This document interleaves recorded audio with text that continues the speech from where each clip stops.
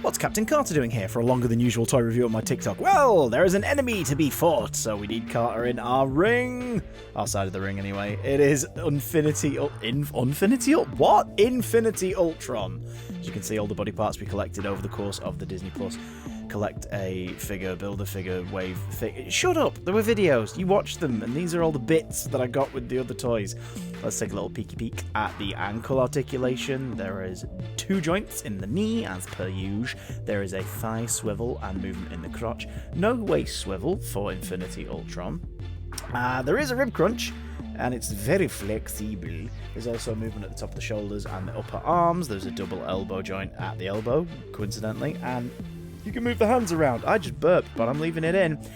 The head is limited a little bit by the shoulder pads, but the head can move backwards and forwards, up and down over the Irish Sea. The cape is a very nice addition and doesn't hamper the articulation, whatever. There's all the Infinity Gems in Ultron's chest. And you can see the tiny mouth of the Vision body inside of Ultron's big gaping mouth. However, the shoulders are a weird rubbery texture that is not solid plastic and warped in the box. So as you can see, one of them drapes further down on the left-hand shoulder for the character, right-hand side of the screen. The shoulder on the right side is poking right up like he's in a half shrug at all times. Not a big fan of the articulation. It's just sloppy. Here be Ultron's weapon. It's a big old spear that also warped in the packaging, so it's got wibbly bits and is too heavy to stay in one place. The wrist is going to get well limp and limp and weak. This wrist. I'm going to shut up. Look at the pictures. They're pretty. These are pretty pictures. There be Peggy, there be Ultron looking mighty fine. Now, we built Ultron because we collected the entire wave, so it's time to say my piece on what I think of the entire wave of figures. Ultron's fine, and who else is at the bottom? It's Mr. Knight.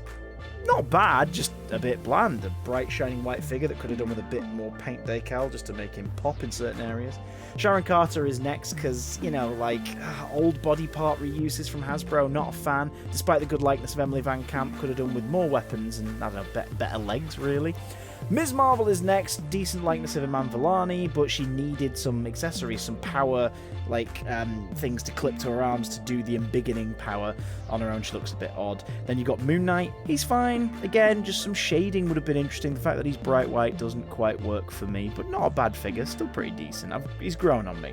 Clint is next. Hawkeye needs some arrows and his giraffe neck's weird, but apart from that, great posability. I was going to say articulation, and it means the same thing, but he looks nice. And top spot, it's joint for me. Kate Bishop and She-Hulk. These 2 figures are the standouts of the wave by far, all original parts from scratch. Kate's ponytail, yeah, it was a bit of a hindrance, but I can get over it because she looks like Haley Steinfeld, and Tatiana Maslany here, depicted brilliantly in her She-Hulk form. These 2 figures are the absolute standouts of the wave.